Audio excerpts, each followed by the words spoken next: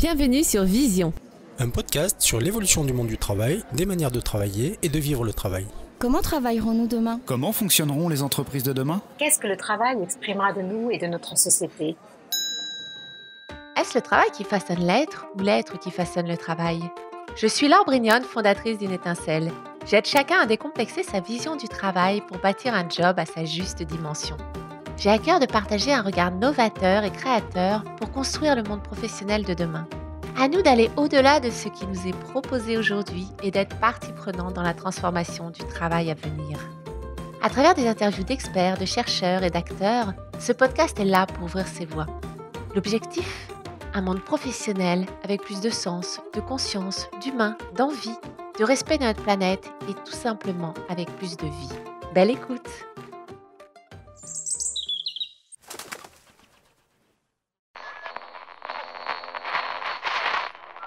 Moi, j'imagine le monde du travail dans 15 ans avec des gens, heureux de travailler, avec, vraiment cette notion équilibre. Je pense que c'est très important, avec cette joie de transmettre beaucoup plus, que de courir après le résultat, de courir après la performance, parce que plus on ira dans le sens du travail, plus on sera performant, en fait. Pour moi, c'est ça qui est important et qu'on soit de nouveau dans cette fierté de travail, tout en étant extrêmement vigilant de cet équilibre, de s'épanouir et que je pense que de s'accomplir dans sa vie, elle est dans la vie personnelle, mais elle a aussi un lien extrêmement important dans la vie professionnelle, dont un dirigeant ne doit pas être forcément, et surtout pas intrusif dans la vie personnelle. Ceci étant, elle doit être très attentive dans l'évolution, dans les attentes des collaborateurs. Et quand on a compris ça, c'est une vraie joie et je pense que c'est un vrai partage ensemble qu'on fera. Et cette nouvelle génération est extrêmement prometteuse vers ce chemin-là. Aujourd'hui, nous explorons les clés de la motivation au sein des entreprises et le rôle crucial joué par la communication interne. Marie-Noëlle Rey cumule plus de 30 ans d'expérience dans divers secteurs tels que l'industrie et le BTP, assumant des missions allant de la finance, la comptabilité, les RH, à la production logistique et la qualité. Elle est aujourd'hui secrétaire générale du groupe FK, une entreprise spécialisée dans les métiers du bâtiment, et également directrice générale et consultante de l'entreprise Cadix, qui propose une solution digitale pour les ressources humaines. Il lui aura fallu attendre la cinquantaine pour comprendre où était le sens du travail et le facteur de performance le plus rentable. La prévention, la qualité de vie au travail, donc l'humain. Ainsi, elle nous partage les erreurs managériales qu'elle a expérimentées, ce qui lui permet aujourd'hui d'en extraire les facteurs clés de motivation. Elle souligne l'importance d'une communication interne efficace, la valeur de la reconnaissance et de l'écoute du collaborateur et la nécessité d'une posture managériale adéquate. Sa devise est apportons le meilleur à nos collaborateurs pour qu'ils apportent le meilleur à nos clients. Marie-Noëlle, tu as une double casquette professionnelle accompagnée d'une grande motivation au travail. Qu'est-ce qui l'alimente ? Bonjour Laure, déjà, très heureuse de partager ce moment avec toi. Qu'est-ce qui l'alimente? Je me pose encore la question aujourd'hui. Je pense que je suis une amoureuse du travail. Ça ne veut pas dire que dans des périodes professionnelles, on a des moments, des abattements, du découragement. Je suis quelqu'un qui a 56 ans aujourd'hui, qui a élevé 3 enfants, qui a toujours énormément travaillé. Donc, mon premier métier était dans l'industrie, où j'ai fait vraiment, je suis partie de la partie financière comptable et j'ai été dirigeante, donc j'ai dû, comprendre tous les processus de l'entreprise. Ça va du service logistique à la production, au financier, au RH et puis la vie humaine, souvent, c'est souvent pour des raisons humaines qu'on change, on bascule et le hasard de la vie et je dirais un heureux hasard, même si je crois qu'il y a pas de hasard dans la vie, m'a fait rencontrer le monde du bâtiment et là, j'ai pu exercer ce qui m'animait, mais alors vraiment plus que tout, parce que dans le bâtiment, la valeur ajoutée, essentiellement, c'est l'humain. Et j'ai pu mettre à profit, mes 30 ans, voilà, aujourd'hui, j'ai une expérience de 30 ans de management et c'est quelque chose qui, en soi, m'éclate. C'est un métier, je pense, les plus difficiles qui puissent exister et à la fois, c'est une vraie reconnaissance quand on sait comment l'aborder, quand on a cette curiosité de comprendre l'individu, d'avoir le courage de se comprendre et d'aller plus loin. Alors aujourd'hui, je suis secrétaire générale dans le bâtiment, dans un groupe et c'est essentiel pour moi parce que je suis à la fois, formatrice et autres, mais je reste très ancrée dans le terrain parce qu'aujourd'hui le monde du travail change beaucoup, les attentes des salariés changent beaucoup et il y a des vraies mutations à réaliser et donc je suis aujourd'hui manager de ce groupe, donc je m'occupe beaucoup de parties financières encore, ça c'est important, mais j'ai ce chapeau, je dirais, de culture et de stratégie managériale.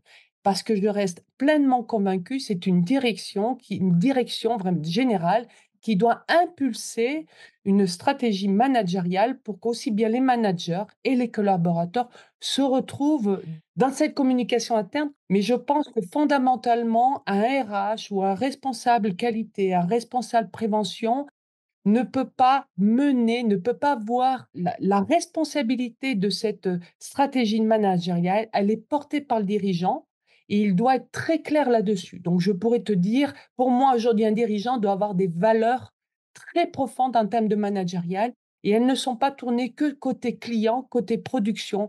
Il doit y avoir vraiment un facteur très important dirigé vers l'humain et qui est très réciproque, hein, parce que le dirigeant a besoin aussi de cette notion humaine. C'est vraiment, très lié les 2. Donc tu es secrétaire générale effectivement du groupe FK, il s'appelle, qui est dans le bâtiment voilà, et de l'autre côté, tu es DG et consultante, Cadis. exactement et je pense qu'aujourd'hui, tout dirigeant et tout individu, surtout avec ce qui se passe, on parle de l'IA, les métiers vont évoluer. Moi, par nature, j'ai toujours la curiosité, des évolutions technologiques, d'en faire le tri de ce qui est bien, de ce qui est pas bien par rapport à nos organisations et il se trouve qu'on a créé Cadis parce qu'on a vraiment, par expérience, on a trouvé une vraie carence dans cette prise en compte de l'humain. Alors, on voit beaucoup d'outils R et CRH qui sont bien sûr fabuleux, mais qui répondent à un besoin RH et très administratif et qui nous éloignent encore de plus en plus de nos collaborateurs et aussi le dirigeant. C'est-à-dire, personne s'y retrouve. Bien sûr, les RH, ils se retrouvent en termes administratifs, mais si on veut comprendre ce que c'est que l'envie, devenir l'engagement d'un collaborateur, un exemple. Aujourd'hui, nous sommes le 18 janvier. À la radio passe en boucle aujourd'hui, 2 tiers des Français ne sont plus engagés, vont au travail sans savoir pourquoi et pourtant on n'a jamais réinventé autant, on n'a jamais eu autant de consultants, on n'a jamais eu tant de SIRH, on n'a jamais eu tant de for autant de formations, mais pourquoi on n'arrive pas à se retrouver là? Donc ça, c'est un travail qu'on a beaucoup fait et parce qu'on a eu des résultats, c'est pour ça que je dis à la fois, pour moi, c'est très important que Cadis se confronte à la réalité. On a déjà se confronté par notre propre organisation. On a des résultats assez incroyables et aujourd'hui, on a des clients, bah, tu verras, je mets des témoignages dans mes liens de cette réussite-là, en fait. Ça nous a dépassés, on l'a fait pour nous, parce qu'on sentait le besoin et en fait, c'est assez surprenant. Mais c'est un travail où le dirigeant doit se dire: «Bah, si les choses ne vont pas aujourd'hui, c'est pas en restant dans ma conduite que j'ai aujourd'hui que les choses vont changer».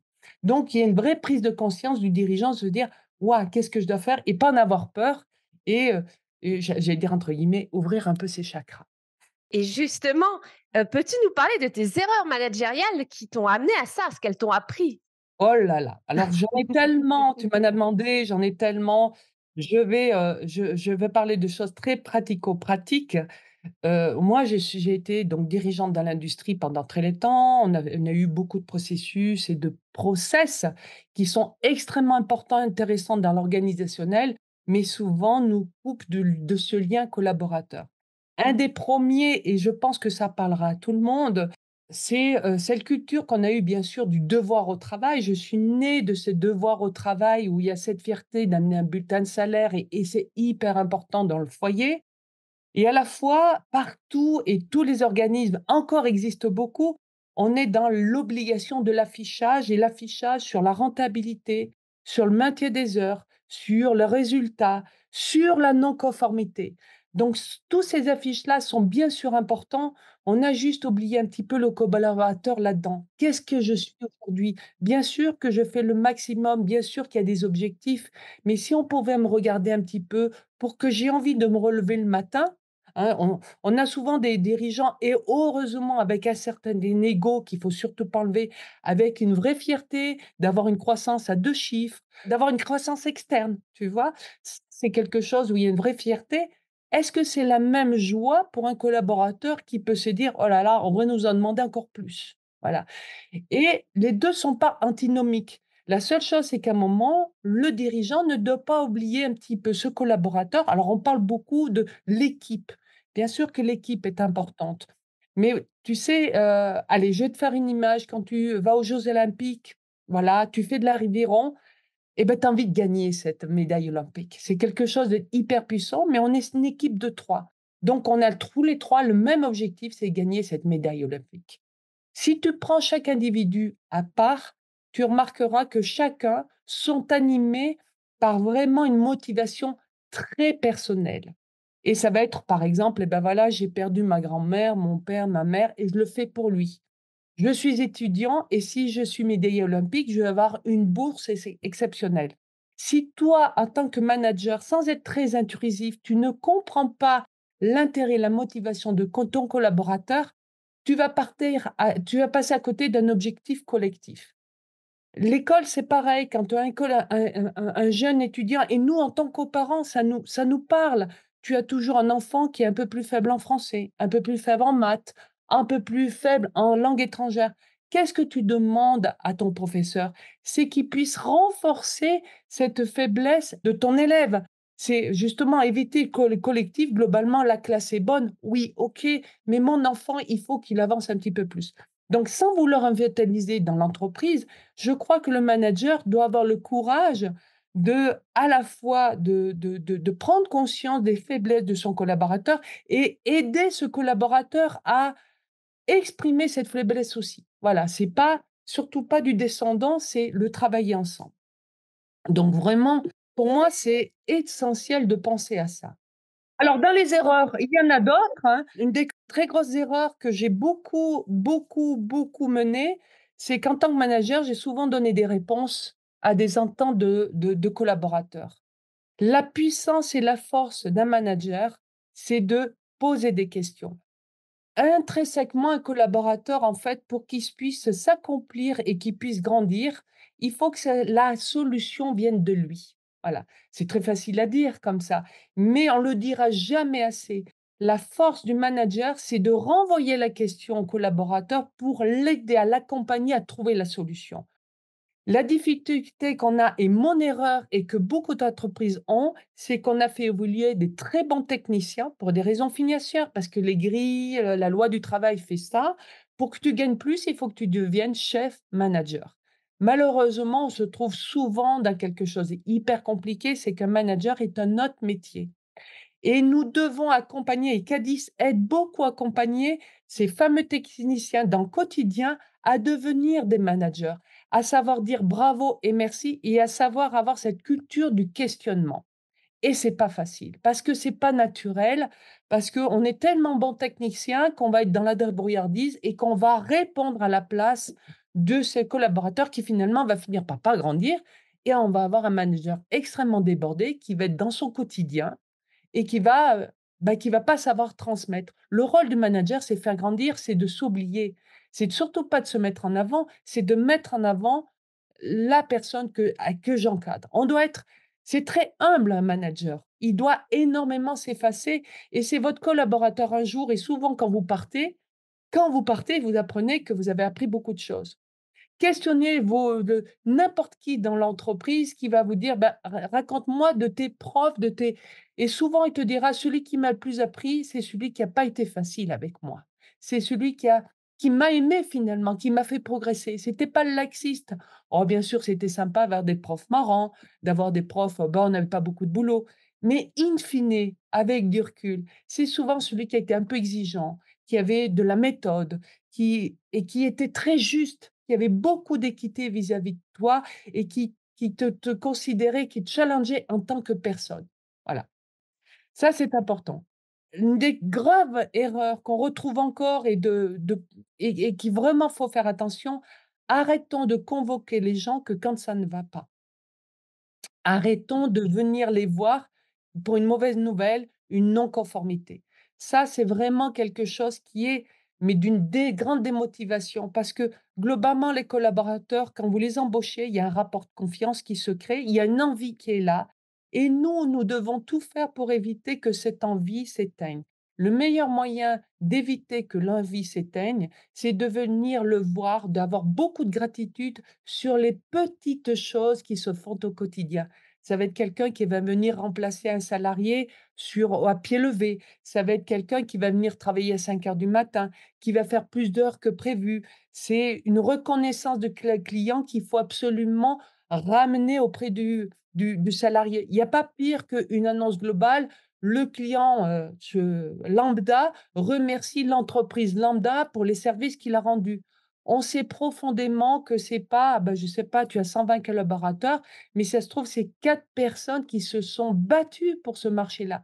Cette reconnaissance, elle doit être individualisée, mais c'est tellement naturel. C'est ce que nous attendons, c'est ce qu'un dirigeant attend lui-même. Il attend énormément de reconnaissance et souvent, il va la chercher extérieurement. Il va essayer d'avoir de la RSE, il va essayer de l'avoir marque employeur, il va essayer d'être interviewé comme tu nous le fais aujourd'hui. C'est-à-dire qu'il cherche cette reconnaissance. Mais un individu qui soit, dans les plus bas d'échelle de l'entreprise et pour moi, il n'y a pas de plus bas d'échelle, tout le monde est important, mais on a tous besoin de cette reconnaissance qui est liée à ma mission. Alors ça, c'est très important. Une des graves erreurs que j'ai aussi et tu as raison de vraiment travailler de questionner sur les erreurs, c'est l'entretien, individuel. J'aime pas parler entretien annuel. L'entretien individuel. Aujourd'hui, il est très normatif, c'est-à-dire on met des gens des grilles acquis, non acquis, alors ça marche bien la première année, la deuxième année devient compliquée, la troisième année, vous avez de la démotivation.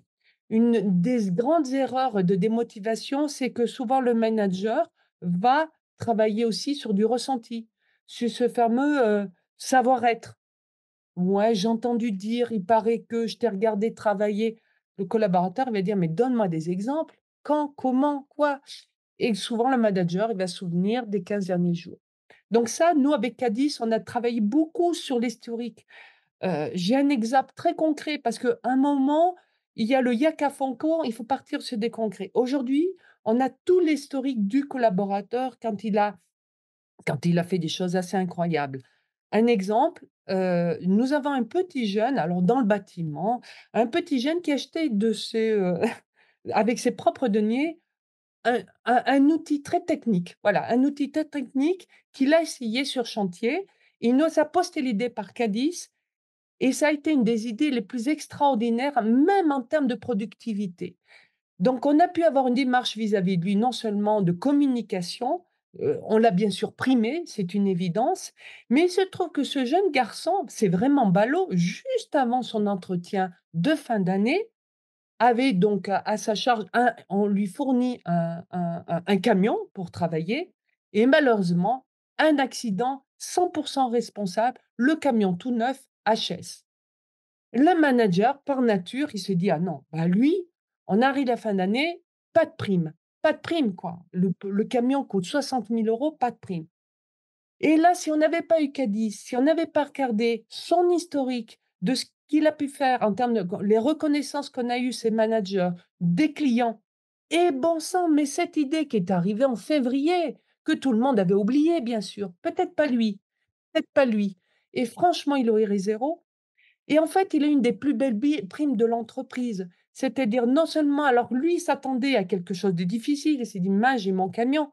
On lui a dit: «Mais attends, tu as fait une erreur, elle arrive, mais ce que tu nous as apporté en février n'a pas de prix» et ça, je l'ai vu dans l'historique. Si je ne l'avais pas vu, je passais à quelque chose et c'est un jeune et les jeunes sont extraordinaires.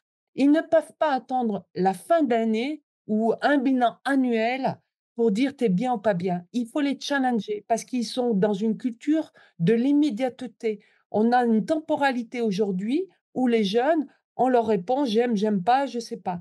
Il ne faut pas avoir peur de dire les choses. Donc cette reconnaissance sans complaisance ou cette bienveillance sans complaisance est très, très importante. Donc l'entretien individualisé aujourd'hui Hier encore, j'ai eu quelqu'un, qui travaille qui me dit: «Bah, j'ai eu un CRH, bah, notre entretien, il s'est terminé par un fichier Excel qu'on a fait à part», parce que ça ne répond pas à à ce qui anime un collaborateur.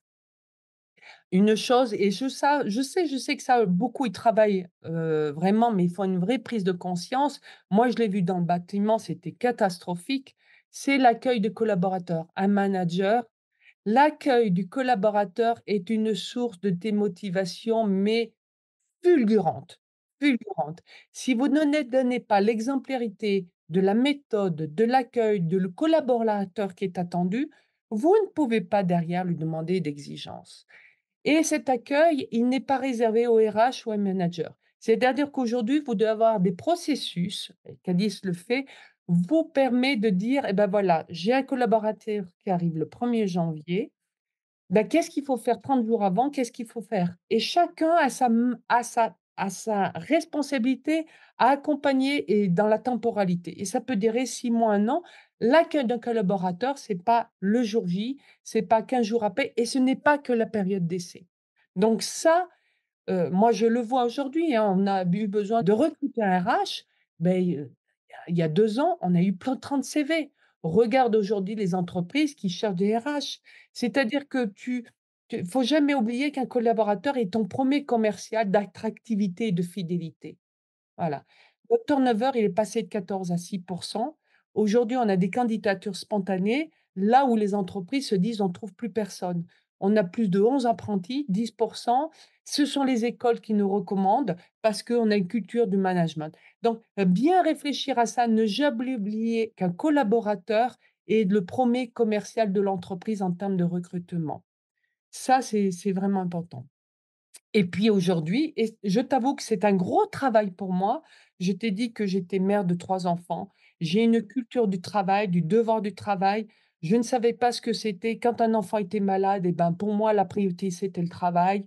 Je mettais tout en place, des nounous, ce que tu veux et aujourd'hui, ah merci, on entend un petit peu cette notion équilibre travail, pro et ça, c'est hyper important et en même temps, ça veut pas dire que c'est, l'ouverture à la priorité, c'est la vie perso. Ce n'est pas vrai. C'est-à-dire qu'il faut aussi bien entendre l'intérêt général de l'entreprise et en même temps entendre un passage compliqué pour le collaborateur, une jeune maman, un deuil, ce que tu veux. Mais l'entreprise a tout intérêt mais encore une fois, c'est individualisé. Moi, je suis, très, vraiment, très prudente là-dessus. La généralisation, ne fait pas l'équité. On rentre dans l'égalité, mais pas dans l'équité et l'objectif qu'on soit aujourd'hui un collaborateur, une entreprise qui soit 10 ou 2 000, 3 000 salariés, lui, le salarié, en tant qu'individu, c'est une personne à part entière et sa vie professionnelle va être comme ça. Hein et quand tu as des collaborateurs qui sont là pas depuis 10 ans ou 15 ans, et ben, tu dois entendre cette difficulté. Donc nous, on fait un gros travail. Cadis nous permet de beaucoup anticiper là-dessus, puisqu'on leur demande leur météo, on demande plein de choses, mais cet équilibre est à prendre vraiment en considération. Je te prends l'exemple du télétravail. Bien sûr qu'on fait du télétravail. Par contre, pour nous, chez nous, c'est une demande. Je te dis, voilà, on demande, ce n'est pas un droit.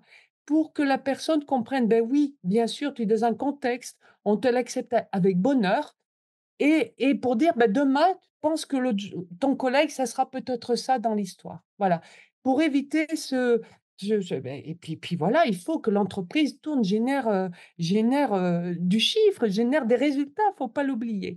Il y a autre chose aussi, c'est qu'aujourd'hui, on parle alors, je sais pas, j'ose le dire. Moi, je suis née en 40 heures. J'ai commencé à travailler à 39 heures. J'ai connu la transformation en 35 heures et on est passé à la semaine à 4 jours. On en parle beaucoup et avec du recul, mes 30 ans managérial, je me dis: «Et on n'a jamais eu autant de gens malheureux au travail». Donc est-ce que c'est le fait de laisser plus de temps aux gens qui les rend plus heureux, impliqués dans l'entreprise? Je me permets de questionner là-dessus, vraiment. Je pense que profondément, les gens qui vivent des vraies épreuves professionnelles sont très heureux de retourner au travail et je veux te dire que même s'ils peuvent être à temps plein, pas plus tard qu'hier, vraiment une personne très proche qui a perdu son époux. Je lui dis: «Mais tu as repris le travail?» «Oh oui, heureusement». «Mais tu es à temps partiel?» «Ah non, je suis à temps plein». Voilà. Donc arrêtons de dénigrer peut-être ce regard du travail. On en a besoin et essayons de retrouver cette fierté-là et en même temps l'entreprise, entendons que de temps en temps, nous pouvons avoir des passages à vide et l'entreprise a le droit de les entendre, entendre ce passage à vide de ce collaborateur pour lui réinjecter cette envie-là. Tu as parlé beaucoup de communication, hein, parce que pour toi, la communication interne, c'est vraiment le centre névralgique. Comment faire pour qu'elle ait vraiment sa place, autant bah, dans les 2 sens, hein, qu'elle remonte et qu'elle redescende, hein, comme tu l'as dit? Alors, oh là, il y a plein de choses là-dessus. Quand je parle de communication interne, quelle est sa finalité? Quelle est la finalité d'une commission interne? Il y en a qu'une, c'est la confiance réciproque. C'est-à-dire autant celui qui envoie de la communication et celui qui la reçoit, il y a pas de questionnement derrière en se disant: «Bah oui, j'ai confiance à cette commission». D'abord parce qu'elle est structurée et parce que celui qui la véhicule, j'ai confiance en lui.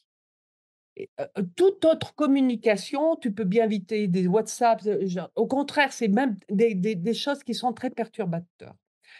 Avant, pour parler de cette confiance, il faut d'abord parler de motivation aussi. C'est-à-dire que la confiance, elle s'installe si tu es conscient quels sont tes facteurs de motivation du collaborateur. C'est-à-dire que si on est conscient de ça, ben, tu génères de la motivation. Donc je vais te donner quelques facteurs parce que Cadis nous a tellement renvoyé des choses assez incroyables. J'ai fini par me dire: «Mais qu'est-ce qui fait?» Donc j'ai beaucoup décrypté ça. Je vais essayer de le faire très rapidement et en même temps, ils sont importants. La première chose qui est importante dans la confiance, ça paraît vraiment bête, mais on est dans une génération aujourd'hui, mais même toi de notre âge, même moi, quand tu vas avoir des éléments d'information sur ta CPAM, sur tes remboursements de sécurité sociale, sur ta retraite, sur tes impôts, sur ta mutuelle, sur plein de choses, tu as un accès très libre sur ton je dirais n'importe quoi, ton colis que tu achètes. Alors je vais dire Amazon, mais tu le suis pas à pas, ton colis. Aujourd'hui, l'entreprise doit avoir exactement la même transparence vis-à-vis du collaborateur. Son dossier doit être totalement partagé. Ses évolutions, son historique, ses demandes, ses moments, beh, son historique dont je te parlais, la reconnaissance du client. Toutes ces choses-là doivent être totalement partagées. Tu le fais pas, c'est pas grave, mais en même temps, aujourd'hui, les jeunes vont tendre vers des entreprises qui vont vers ça. Parce que qu'est-ce que tu engendres derrière? Non seulement de la transparence, mais de la clarté. Attention avec ce mot transparence, parce que transparence, je donne le bilan de ma société à un collaborateur, il ne sait pas le lire. C'est pas de la transparence. J'aime bien et Elsa Godard, qui est philosophe, te le dira, c'est de la clarté. Je dois amener de l'information compréhensible à la personne. Et là, tu as un rapport de confiance. La deuxième chose qui est très important, c'est, cette communication avec le dirigeant. Un dirigeant, tant qu'il a une petite structure, il peut voir ses collaborateurs régulièrement, il peut transmettre. Quand il commence à avoir une grosse structure, il a des managers transverses. Heureusement qu'ils sont là et en même temps, c'est pas facile. C'est-à-dire que le message que le dirigeant veut transmettre, le manager va avoir ses propres, ressentis, son sentiment et qui va se transmettre peut-être différemment vis-à-vis du collaborateur. Alors je vais dire un peu en téléphone arabe, hein. Le téléphone arabe, tu pars d'une phrase et tu vas arriver à autre chose. Et ben, un manager, qu'il le veuille ou qu'il ne veuille pas, il va transformer, ne serait-ce que dans la temporalité, de le contenu, la qualité du dirigeant. Qu'est-ce qu'il en arrive? Tu vas avoir un dirigeant hyper frustré qui se dit: «Mais c'est pas ça que je voulais dire, je vous ai» et puis finalement et puis un salarié qui va apprendre autre chose par les médias ou par un manager ou et ça tu fais que des gens frustrés. Bah, avec Cadis, c'est très clair. C'est-à-dire que le dirigeant, à un moment, dans l'espace, il va pouvoir s'adresser d'abord à tous ses collaborateurs et le manager va pouvoir s'appuyer de ce message pour le transmettre à ses équipes. Voilà, il faut jamais oublier qui est l'émergence, hein. Moi, je ne fais pas d'une entreprise libérée. Vraiment, ça, c'est très important. Je pense qu'on a tous besoin de cadres et on le voit bien, notre État, les écoles ont besoin d'un cadre, ont besoin d'une décision, ont besoin d'une vision. Néanmoins, on a besoin de quelque chose de très clair et de partagé. Donc cette notion de message de dirigeant est très important. Des facteurs, je pense, essentiels, on en parle souvent, beh, c'est la posture managériale. Je t'en ai parlé. Heu, la difficulté aujourd'hui, c'est qu'on n'est pas dans la responsabilisation, on est souvent dans la débrouillardise, peut-être dans l'infantilisation et cette responsabilisation, elle est très simple si on sait la mettre en œuvre au quotidien. Elle tourne autour de la gratitude. Vraiment, savoir dire merci et bravo et l'avantage avec Caddy, c'est que tu peux la formaliser et ça devient un livre d'histoire pour l'entreprise et ça devient un livre d'histoire pour le collaborateur. Donc cette reconnaissance, elle est primordiale. C'est ce qu'on appelle aussi de la bienveillance et tu ne pourras que faire grandir un collaborateur si déjà tu as su savoir faire de la reconnaissance et là, j'alerte souvent les dirigeants en disant: «Cette reconnaissance, ça passe par de l'exemplarité». Sachons-nous, si dirigeants, savoir dire merci, bravo à nos managers, à nos collaborateurs, bien sûr de manière globale, mais on attend tous de mon patron un jour qui me serre la main, qui se dise: «Est-ce qu'il sait que j'ai fait ça? Est-ce qu'il est au courant que le client est content?» Et ça, le manager doit absolument non seulement le transmettre oralement, voilà, je ne veux pas dire que le digital doit enlever le lien, il doit remercier, mais il doit en plus l'inscrire dans son livre d'histoire. Tu m'avais donné un exemple lorsque nous avions échangé. Ah, ben c'est très chouette. Alors, je vais t'en donner un. Un jour, je suis allée à une réunion de la CCI, donc nous, on rayonne sur toute la région Aura. Il faut bien comprendre que nous, on a 120 collaborateurs dans la nature. Je ne les vois pas. Je ne les vois pas, pourtant je n'ai jamais autant connu qu'avec Cadiz. Nous, le télétravail, c'est historique. 130 ans dans le bâtiment, on a 130 ans, 13 nationalités, 26 salariés de plus de 20 ans d'ancienneté, dont 2 plus de 40 ans et en même temps 10 d'apprentis. Donc on est vraiment dans cette vision de continuité, de pérennité. Donc un jour, je vais à une réunion de la CCI, vraiment, un endroit central par rapport à nos régions et on se présente et j'ai à côté de moi un dirigeant et on se présente, on ne se connaît pas. Et je dis: «Voilà, je suis à la fois Peretti, Cadiz, mais je suis secrétaire général du groupe FK». Et là, il me dit: «Mais vous êtes du groupe FK?» Écoutez, actuellement, j'ai un collaborateur chez nous qui est en train de faire un travail remarquable. Non seulement il fait de très bon travail, mais il est très bon conseiller, il est discret, il travaille proprement. Mais quelle joie vous pouvez avoir en tant que dirigeant. Qu'est-ce que vous faites de cette information? Il faut en parler il faut au directeur d'agence, il faut en parler au manager, au responsable d'exploitation, il faut en parler, au conducteur de travaux, il faut en parler au chef. Vous imaginez bien que c'est hyper compliqué d'en parler à tout le monde. Ce que j'ai fait, j'ai déclaré sur Cadis et j'ai écrit aux collaborateurs en disant le contexte, en disant: «Mais c'est tout simplement incroyable» et ça arrive très souvent. Je vous dis: «C'est incroyable» parce que c'est toujours une fierté, mais ça arrive extrêmement souvent et j'ai mis en copie tout son encadrement. Je peux te dire vous pouvez te dire la force et la puissance de ce message, je peux l'avoir au téléphone, mais lui, il a envie de dire: «Mais est-ce que le conducteur de travaux est au courant?» Est-ce là, il le sait. Donc tu gagnes un temps énorme et à la fois, tu le gardes dans ton historique. Mais des messages comme ça pour te dire, ça fait 4, 5 ans aujourd'hui qu'on a Cadis, on est 120 collaborateurs, on a plus de 4 000 messages, dont 80 de gratitude.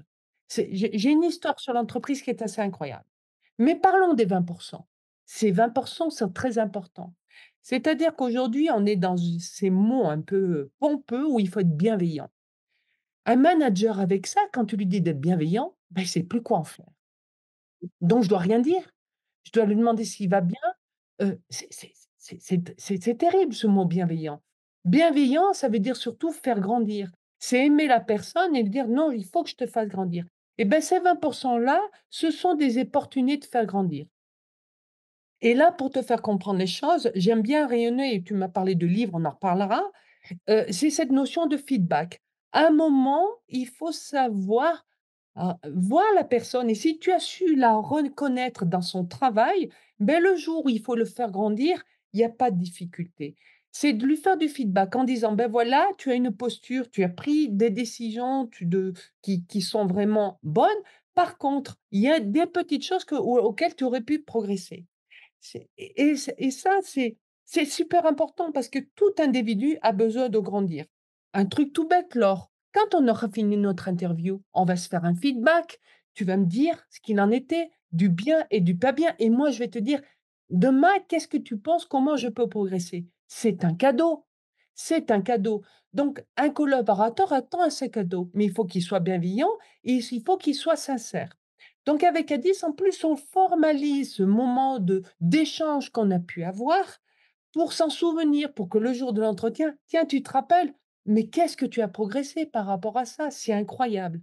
Parce que on ne peut pas se souvenir de tout, c'est pas possible. Et pourtant, l'individu, lui, en tant que tel, il est unique.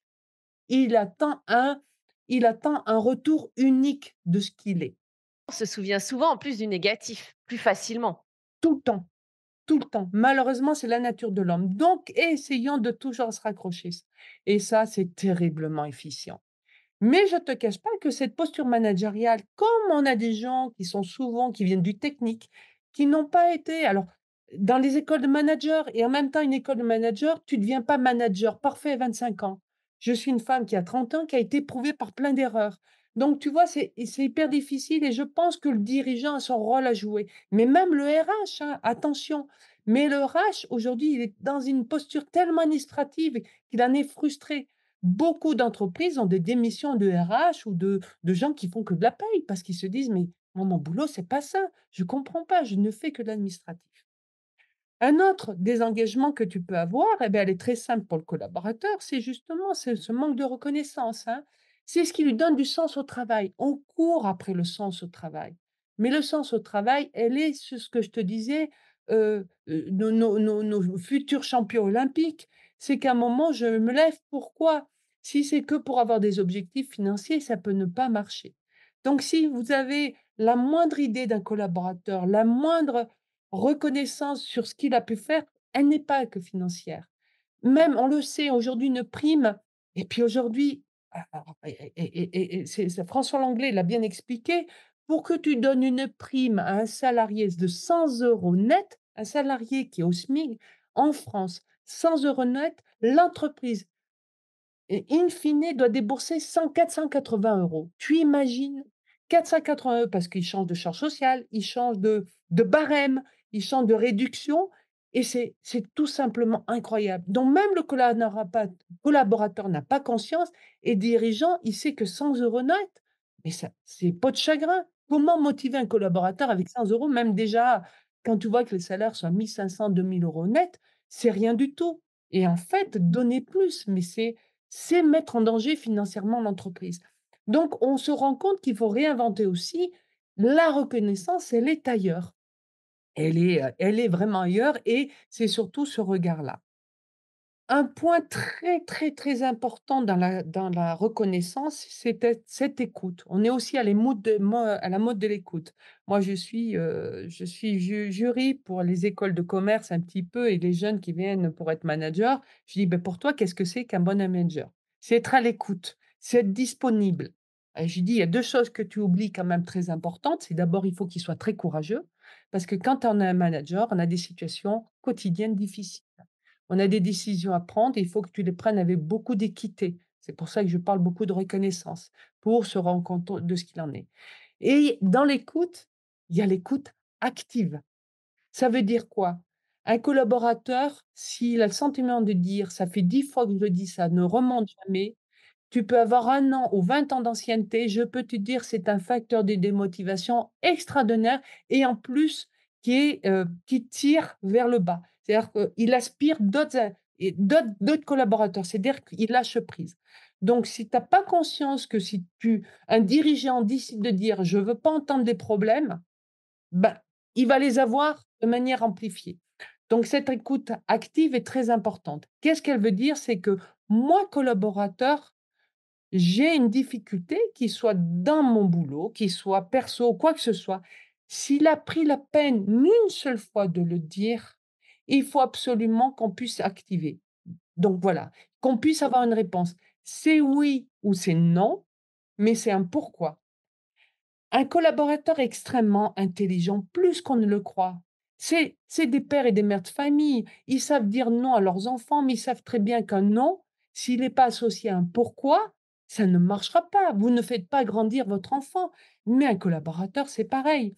Donc cette écoute active, le dirigeant doit mettre une stratégie managériale qui l'engage à dire, qui le responsabilise, parce qu'un collaborateur qui fait une demande par écrit, il se responsabilise aussi. C'est comme ça qu'on n'a pas de burn-out. C'est impossible d'avoir un burn-out parce qu'on lui donne la possibilité de s'exprimer. Donc, tu comprends ce que je veux dire? Mais on a l'obligation, oui, d'y répondre. Et tu sais, un petit problème, une mauvaise nouvelle appris tôt est une excellente information. Tu peux vite régler le problème.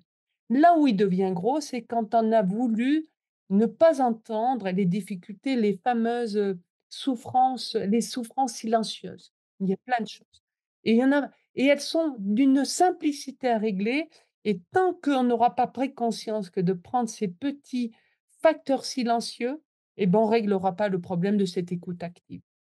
Voilà et tous ces facteurs de motivation, en fait, je l'ai découvert et je le dis dans ma phrase de 30 ans et je le découvre maintenant vraiment tardivement et j'en étais pas du tout le moteur, la première en disant: «Il nous fatigue avec ça, faut arrêter, faut produire». Eh bien, c'est la qualité de vie au travail et en fait, c'est un facteur extraordinaire. Quand tu as compris que tu arrives à transmettre aux salariés que rien n'est plus important que ta santé, tu passes bien avant le client. Rien n'est plus important que ta sécurité, que ton bien-être, que ton épanouissement au travail. Et ben, vous passez à côté de quelque chose d'assez incroyable parce que cette motivation, elle est là. Si vous sentez, si le collaborateur, il a conscience qu'il est important vis-à-vis du dirigeant, mais il est capable de pousser des montagnes pour l'entreprise, pour le client. Et quand je vous dis pousser des montagnes, parce que le dirigeant, il a besoin de ça, c'est de la performance, c'est de la productivité, c'est de la rentabilité.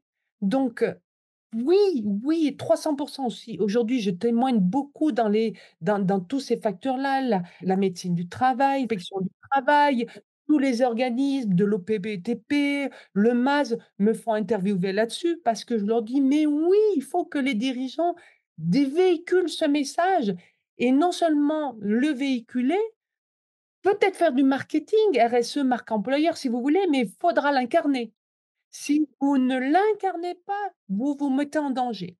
Donc, si vous arrivez à ce facteur-là, eh ben, vous diminuez votre turnover et vous augmentez votre fidélité, votre attractivité. Voilà les facteurs de motivation et cette notion aussi d'équité, de justice et de respect, exemplarité. Et donc, on voit que tous ces facteurs sont vraiment en lien avec la communication interne, hein, parce que donc, tu nous as parlé de transparence, mais plus exactement de clarté dans cette transparence, hein. Il faut que les infos soient claires. Donc, de l'entreprise aux collaborateurs, tu nous as parlé de la communication du dirigeant, donc que le dirigeant partage sa vision, partage son message. Alors là, on est plus dans la communication qui redescend, hein, je dirais, pour les deux premiers points. Ensuite, tu nous as parlé en troisième point de la posture managériale, donc avec la responsabilisation du collaborateur, mais également tout ce qui est gratitude, reconnaissance et bienveillance. Alors là, c'est un gros sujet, mais c'est effectivement autant vraiment avoir une reconnaissance sur ce qui a fonctionné, ce qui est très important et ce qui est effectivement souvent, hein, oublié, parce qu'on regarde beaucoup les erreurs, et que les erreurs, quelque part, soient plus pour faire grandir la personne. Et en dernier point, tu nous as parlé, en quatrième point, de justement l'écoute active. Et là, on est dans la remontée d'informations. Donc sur 4 points, on va dire 4 grands points, hein, il y en a en tout cas 3 principaux qui sont vraiment sur la communication interne, hein. Parce que tu nous as dit effectivement la remontée d'informations et pas que la remontée, l'obligation d'y répondre. Donc remontée et redescente. Parce que nombre d'entreprises où il y a des collaborateurs, mais même sur les idées, tu nous as parlé des idées, hein, créatives, qui proposent des choses et il y a jamais aucun retour. À la fin, ils proposent plus, hein. Donc effectivement, il y a vraiment quelque chose de central sur cette communication interne et tu m'as dit aussi quelque chose, qu'on avait échangé sur la posture managériale, qui est une phrase que j'ai beaucoup aimée, c'est: «Un candidat choisit une entreprise, un salarié quitte un manager». Exactement. C'est exactement vrai. Ce que je voudrais quand même rajouter une nuance qui est importante parce que quand je t'écoute, je me dis: «Il y a une nuance qu'il faut que j'apporte». C'est qu'aujourd'hui, tu as vu, je fais un peu une alerte aux dirigeants et plus ou moins aux dirigeants. C'est-à-dire qu'on fait porter un peu la responsabilité de se dire: «Faut réfléchir autrement». Pourquoi j'invite à ça? Parce que si le dirigeant fait ça, on va pouvoir aussi responsabiliser un petit peu le collaborateur. C'est pas que la faute de l'État, ce n'est pas la faute que du dirigeant de tout ça. Mais à un moment, si on redonne pas un peu de responsabilité aux collaborateurs, eh beh, in fine, ça sera toujours la faute du dirigeant. Donc quand je dis aux dirigeants: «Allez là-dedans» parce que vous allez responsabiliser le collaborateur pour qu'il redevienne non seulement acteur, mais auteur de sa vie professionnelle. Et pour ça, il faut le responsabiliser. Pour le responsabiliser, eh ben, il faut qu'à un moment, il puisse s'exprimer. C'est-à-dire, tu ne peux pas faire une communication interne et de confiance que si c'est descendant. On le voit bien aujourd'hui, tout ce qui nous vient d'en haut, quand on impose, on s'oppose. C'est difficile. C'est très difficile, il faut faire adhérer les gens. Mais à un moment aussi, il faut que non seulement ils aient la possibilité de s'exprimer et qu'ils doivent s'exprimer, mais pas à la oralité. Parce que je t'avais dit, tu m'avais dit, je te tape dans l'épaule à un moment du café ou mais ça, c'est pas de la construction, c'est: «Ah mais j'ai pas compris, c'est pas ce qu'on s'était dit». On ne structure pas la confiance. Au contraire, on peut animer des choses qui sont difficiles. Par contre, qu'on ait un échange, qu'on ait du feedback et qu'on formalise les choses, ou moi en tant que collaborateur, je me sens en situation dangereuse, je n'y arrive pas aujourd'hui, je me sens en surcharge d'activité. Si on lui donne la possibilité de l'écrire et de lui dire: «Eh ben, on va mettre quelque chose en place» et de formaliser les actions qu'on a mises en place. Vous avez toute chance non seulement de régler le problème, mais en plus vous sécurisez en montrant: «On a fait ce qu'il faut» et je peux vous dire, vous n'avez pas de prud'homme et vous n'êtes pas là à chercher des témoignages à droite, à gauche parce que vous avez responsabilisé la personne.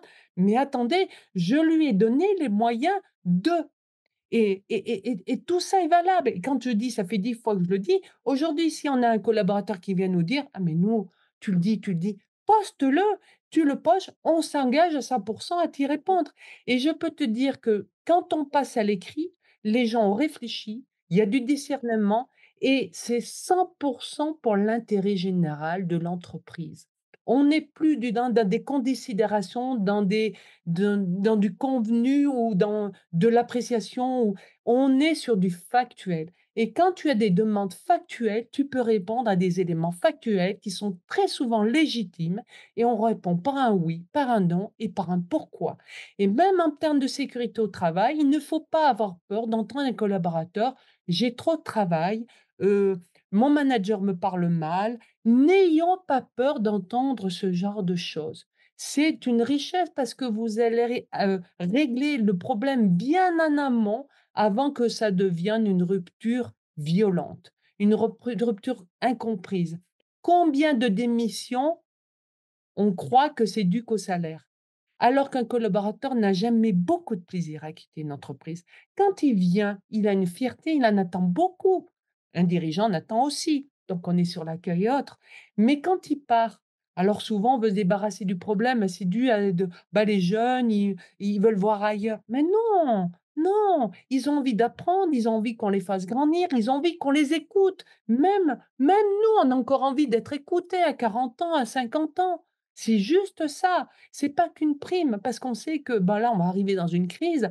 Bon, bah, ils se doutent bien les salariés que la prime, elle sera peut-être pas la même, hein. Voilà, encore une fois, on entend que on est dans une année assez historique de dépôt de bilan. Donc la peur de perdre son travail, il va revenir. Mais il faut quand même continuer à créer de l'envie, même si les gens démissionnent moins, parce qu'il va falloir être meilleur que nos concurrents. Donc voilà. Est-ce que tu comprends ce rapport de confiance? Donc, pour moi, la communication interne est un ancrage et c'est la fondation de l'entreprise. Si tu as une communication interne tournée, en descendant et aussi oser le remonter, même tournée sur la reconnaissance, tu crées la fondation Et je te parlais de ce petit bracelet pour clôturer ça, qui t'expliquera ce que c'est que la communication interne. Et quand je dis communication, c'est pas que l'oralité, hein. C'est structurer ma communication interne, que tout le monde soit très clair par rapport à qu'on n'y revienne pas et on se pose pas de questions, on n'a pas de doute sur ce qui est communiqué en interne. Marie-Noël, as-tu un livre à nous conseiller sur ces sujets? Alors je suis terrible, je suis mauvais enfant. Quand on me dit un livre, je suis dans une grosse frustration parce qu'aujourd'hui, quand on est dirigeant, manager, il faut lire différentes typologies de livres. Tu ne peux pas lire que des livres de métier. Tu ne peux pas lire que des livres de manager. Tu dois t'ouvrir à l'esprit aussi à autre chose. Donc il faut s'ouvrir un peu à la philosophie aussi, comprendre l'individu d'abord parce qu'il faut se comprendre. Alors juste, j'ai envie de témoigner de quelque chose que j'ai lu, qui est, tu m'as demandé souvent, tu me dis: «Tu as de l'énergie». Et ben, La prophétie des Andes, j'ai beaucoup aimé. Ça a été mon livre de vacances où on parle beaucoup d'énergie, mais on parle aussi qu'il n'y a pas de hasard dans la vie. Des choses sont très intéressantes, mais comme tout livre, il y a des choses qu'on aime, plus ou moins, ou qu'on aime. Je parle beaucoup de ChatGTP parce qu'aujourd'hui aussi, les managers, les dirigeants doivent regarder ce qui se passe au niveau de l'IA. Donc il faut qu'on garde un lien avec ça. Donc on lit, on feuillette. Il faut pas se plonger dans un livre, il faut vraiment tout regarder. Donnerons-nous notre langue au ChatGTP? Mais il y en a d'autres, c'est un conseil que je donne. Celui-là, La raison d'être de Thierry Wattet, qui est vraiment fondamental sur, ce qu'est-ce que l'être quoi, finalement. Et puis parce que je l'aime beaucoup et je trouve que c'est quelqu'un qui est assez fabuleux, c'est Stéphane Moriou sur les pouvoirs des conversations, donc je crois que tu connais aussi. Ben voilà, ça a été un peu mes dernières lectures du mois qui m'ont beaucoup nourri, qui m'ont fait grandir, voilà, ça a été mes feedbacks. J'apprends, je grandis, comme tout collaborateur doit grandir et je crois qu'un dirigeant doit partager aussi ça, doit partager ses livres, ses lectures et aussi manager partagé. Alors, où peut-on te retrouver? Alors, tu peux me retrouver aussi bien, sur notre site cadis.fr, tu peux me retrouver sur mon profil. Et après, tu verras, je t'ai mis des liens, j'en ai pas trop mis, mais j'aime beaucoup de Stéphane Moriou, un lien que j'aime beaucoup sur le pull de ma grand-mère qui explique vraiment ce que c'est que la reconnaissance, qui est très courte. Et je vous ai mis un lien sur, le témoignage de l'un de nos clients, voilà, dans l'industrie, qui a vraiment une DRH qui a 30 ans d'ancienneté et qui explique qu'à travers Cadis, elle a découvert l'humain autrement. Donc voilà, je suis en train d'écrire un livre, donc je veux pas que ça me porte malheur, mais beaucoup avancé et j'aurais beaucoup de plaisir, Laure, à te le faire partager parce qu'on me le demande souvent et je me dis: «Bon, il faut que je m'y mette quand même». Oui, avec plaisir pour, partager ton livre quand il sortira, bien sûr. Vous avez eu d'ailleurs, plusieurs prix de l'innovation, hein? Alors, on en a eu beaucoup, on a eu le prix managérial de l'innovation par, j'avais le nom, en 2019, allons, ah beh, je l'ai avalé, ça me reviendra C'est peut-être pas une autre grave. fois. On a eu alors dans le secteur du bâtiment, au niveau national et bien avant, beaucoup de monde en 2019, on a eu le prix, de la prévention parce que voilà, quand on prend soin des collaborateurs, ben, nous dans le bâtiment, c'est hyper important, mais c'est partout et la grande surprise, on a eu à l'époque, parce que le RSE, on n'en parle pas depuis 2-3 ans, mais le 2019 et on a le prix très spécial RSE parce qu'on a eu cette, vision. Bien sûr qu'il faut s'occuper de cette planète. On en a énormément besoin. Tout le monde doit avoir une démarche de décarbonation. Mais si on ne s'occupe pas de l'individu pour qu'il aille mieux, il ne pourra pas bien s'occuper de la planète. Donc, sachons avoir notre rôle pour que l'individu se retrouve et soit fier et avoir du sens. Donc ça, c'est hyper important. On a eu le prix de la performance économique en 2020.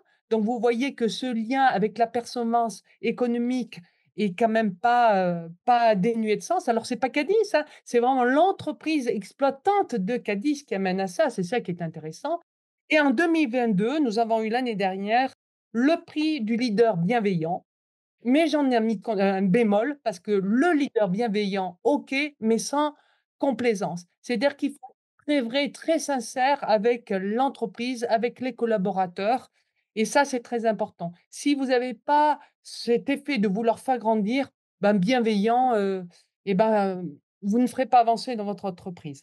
Donc voilà et alors, à titre personnel, je le dis parce que c'est vraiment Cadis a amené ça et c'est l'ego qu'on a un peu d'un dirigeant, mais je viens d'être, sélectionnée pour être porteur de la flamme olympique pour cette cohérence que j'ai entre ma vision et ce que j'applique dans l'entreprise. Justement, on est souvent dans beaucoup de on est dans le l'IAC à faucon, j'aime pas trop ce mot, mais quelque part, on est beaucoup dans le j'arrive pas à trouver le nom. Moi, je le mets en place, voilà et j'ai été très touchée parce que, voilà, on me dit que j'ai une cohérence.